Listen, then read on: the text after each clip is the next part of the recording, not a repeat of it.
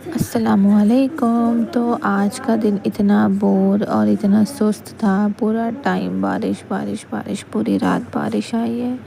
इस वजह से बच्चों की स्कूल की छुट्टी भी आधी रात को डिक्लेयर हुई। तो उसके बाद से ना नहीं हो रहा होता है तो दिमाग का बिल्कुल हिल जाता है संतुलन। मेरे साथ तो वही हुआ, मुझे समझ ही नहीं आया उसके बाद कि मैं सोऊं कि मैं जागूं, क्योंकि एक बच्चे की ऑनलाइन क्लास थी, दूसरी यूं ही उठ गई थी। बहुत हौच पौच हो गया था। फिर एकदम थकान, सुस्ती, बारिश। मैंने आप लोगों को अपनी पहली वीडियो में भी बताया कि मुझे धूप इतनी पसंद है। मेरे को धूप धूप और धूप पसंद है। बादल वाला मौसम है ना, मुझे पसंद ही नहीं आता है, पता नहीं क्यों।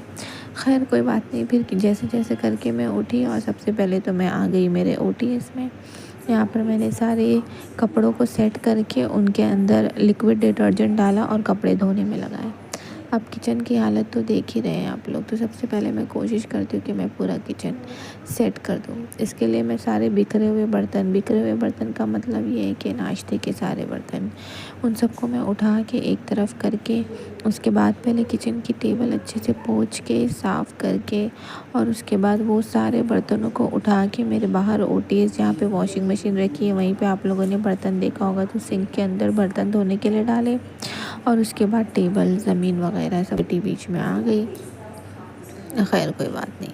आज मेरा मूड था कि मैं मेरा अवन अंदर से साफ़ करूं।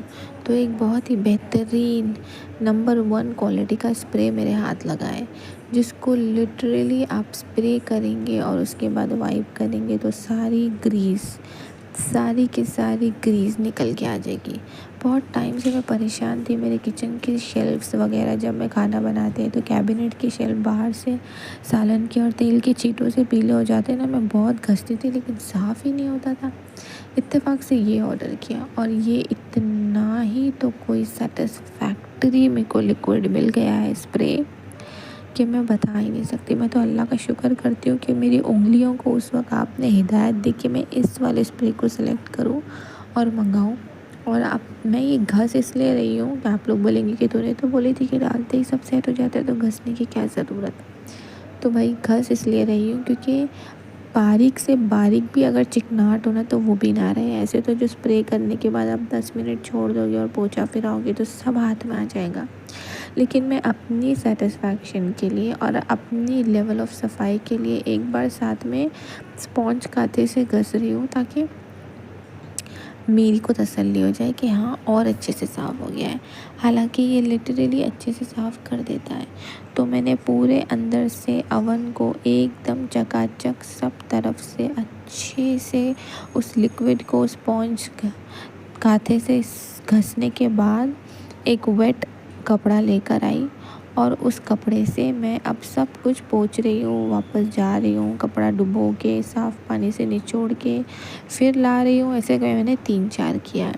अच्छा एक बात याद रखना कि ये जो आप लोग बोलेंगे कि ये तो किसी बच्चे की शॉर्ट्स लग रही है, तो हमारे इंडियंस में ऐसा ही होता है कि जब कोई शॉर्ट्स या कपड़ा छोटा हो जाता है या वो धुल धुल के इतना घिस जाता है तो फिर हम उसको पोंछा ही बनाते हैं। ठीक है, तो मैंने भी वही किया। अब जब तक अंदर से मैंने ओवन को इतने अच्छे तरीके से पोंछा है गीले से ना, तो मैं अपने दिल के सुकून के लिए उसको थोड़ी देर खुला छोड़ के फ़ैन फुल कर दिया मैंने, सो दैट वो अंदर अंदर तक सूख जाए।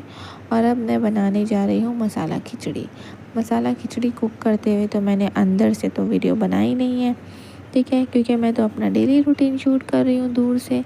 इसलिए मैंने मुंह से बता देती हूँ कि मैंने घी डाला, घी के अंदर सौंफ डाले, ज़ीरा डाला और अजवाइन का तड़का लगाया। फिर बहुत सारा कड़ी पत्ता डाला, फिर हरी मिर्च डाली, उसके बाद अदरक लहसुन का पेस्ट डाला, प्याज डाली, सबको अच्छे से भून ली। उसके बाद मैंने उसके अंदर हल्दी, लाल मिर्च, धनिया पाउडर, चाट मसाला पाउडर अच्छे से डाला। फिर उसके बाद मैंने उसको और अच्छे से भून ली। नीचे से पोंछती जाऊंगी, लाइक पूरा किचन का टेबल मैं जब तक पकाते पकाते साथ ही साथ पोंछती ना रहूँ ना, मेरे को आदत है और मेरे को शौक भी है, इसलिए मैं ये सब करती रहती हूँ। फिर इसके बाद है ना, तो ये देख लो आप लोग, अब मैं आलू छील रही हूँ। अब मैं फटाफट आलू छील रही हूँ।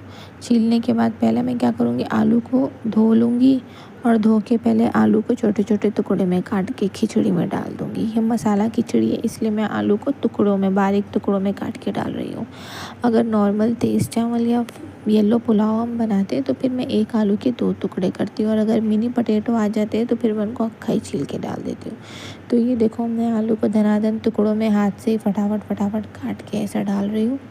और इसके बाद मैं सबसे पहले आलू के छिलके उठाऊँगी और ज़मीन यानी कि टेबल को वहाँ से पोंछूँगी जहाँ से मैंने छिलकों को साफ़ किया था।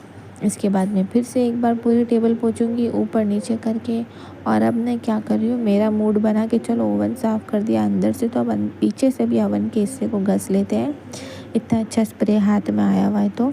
और साथ ही साथ ओवन के पीछे जो हम जब ओवन या कोई ऐसी चीज़ रखते हैं ना किचन टेबल टॉप पे, तो अक्सर है ना उस एरिया की सफाई महीनों तक नहीं होती है, मिट्टी बन जाती है। आप लोग देख सकते हैं कि मिट्टी जमी हुई है। लाइक 1 महीना भी अगर अपन ने उसको हटा के वहाँ साफ़ नहीं किया तो ज़ाहिर है वहाँ पे थोड़ी बहुत मिट्टी, थोड़ी बहुत धूल वगैरह, खाने के आइटम कोई ना कोई उड़ के रैपर कुछ ना कुछ तो रह ही जाता है। तो मैं उसी को साफ़ करने में लग गई। जो ये स्प्रे अच्छा हाथ आया था मेरे, तो मैंने सब तरफ अच्छे से मारा स्प्रे, और अब मैं सब तरफ अच्छे से घस दूँगी। मेरी तो इतनी खुश हूँ ना मैं ये वाला स्प्रे ख़रीद के कि मैं तो इसकी ब्रांड एम्बेसडर मुफ्त की बनने को तैयार हूँ। क्योंकि अक्सर ऐसा होता है कि ओवन के पीछे के हिस्से पे जो ग्रीस जमा हो जाती है जब हम कन्वेक्शन यूज़ करते हैं और जब हम बेकिंग करते हैं, तो क्या है ना ओवन के पीछे के हिस्से पे अक्सर पीलापन, चिकनाहट इस तरह जमा हो जाती है। एक तो हम उसको कांटे से भी नहीं घस सकते, और घस लोगे तो फिर वो कुछ साफ़ भी नहीं होता और अजीब सा धड़धड़ा सा हो जाता है। मैंने तो बस ये स्प्रे मारा और थोड़ा बहुत स्पॉन्ज कांटा से हाथ फिराया और हो गया अपना काम। और ये तो आप लोगों को पता ही है कि ये मैंने जो आप लोगों को बताया था कि मेरी बच्ची की जो पुरानी शॉर्ट्स है जिसको मैंने अब पोछा बना लिया है, इससे मस्त सफाई होती है। लाइक अच्छे से एक एक चीज़ वो पोंछ लेती है, एक एक चीज़ को अच्छे से अपने अंदर समा लेती है। फिर मैं बार बार वही कर रही थी कि बार बार जा रही थी, खंगाल रही थी और फिर पोंछ रही थी, फिर जा रही थी, फिर खंगाल रही थी, फिर पोंछ रही थी। एक तो जब हम काम करना शुरू करते हैं ना तो फिर हमारे दिमाग में 10 तरीके की चीज़ आती रहती है कि अब ये भी कर लेते हैं, अगर ये कराए तो चलो ये भी कर ही लेते हैं। जैसे कि मैंने टेबल और ओवन पोंछने का सोचा था तो सामने दीवार मेरे हाथ आ गई, तो मैंने यही दीवार पर भी हाथ मार ही दिया। दीवार पे जब हाथ मारी तो मेरे को नज़र आ गया स्विच बोर्ड, तो स्विच बोर्ड के ऊपर, नीचे और स्विचेस के ऊपर भी मैंने अच्छे से हाथ मार ही दिया। हमारे साथ ऐसा ही होता है, जब हम सोचते हैं कि हम ये काम कर लें तो साथ ही साथ उसके आसपास के 10 काम भी हमें याद आ जाते हैं, और उस वक्त जो हमारे तन बदन में फुर्ती आई हुई होती है तो हम आगे से आगे वो सारे काम कर लेते हैं। ये सारे काम करते वक्त हमें भारी नहीं पड़ता, लेकिन जैसे ही हम बैठते हैं या हम दोपहर का खाना खाने का स्टार्ट करते हैं तो सारी थकान एक साथ, उसका तो कोई इलाज ही नहीं है।